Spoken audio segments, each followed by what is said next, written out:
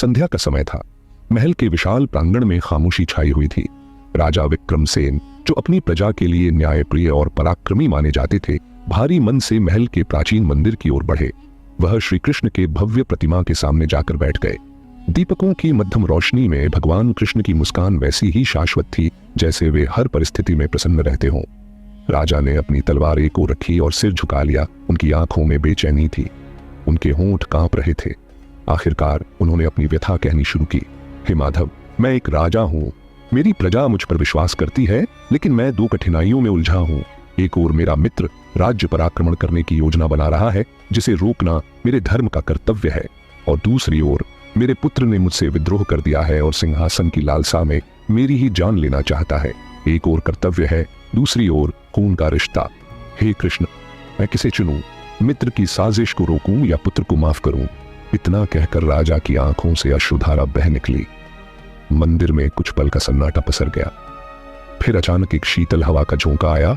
दीपक की लौ हल्की सी कांपी और राजा ने देखा श्री कृष्ण स्वयं उनके सामने खड़े थे।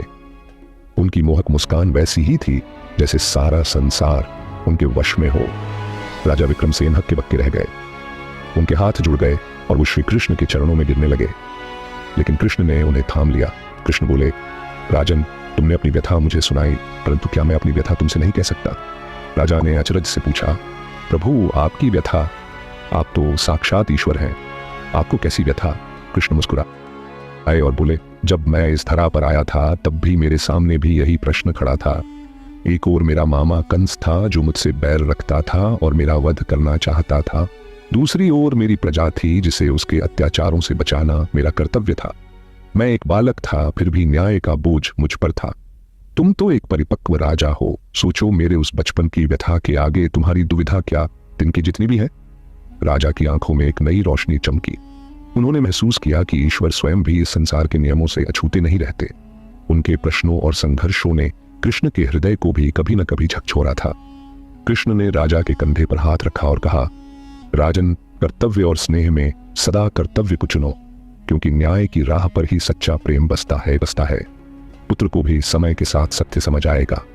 और मित्र, यदि वह सच्चा मित्र होता तो तुम्हारी पीठ पर वार करने की योजना न बनाता। निर्णय लो और निष्पक्ष होकर धर्म का पालन करो। राजा विक्रमसेन ने सिर झुकाकर कृष्ण को प्रणाम किया।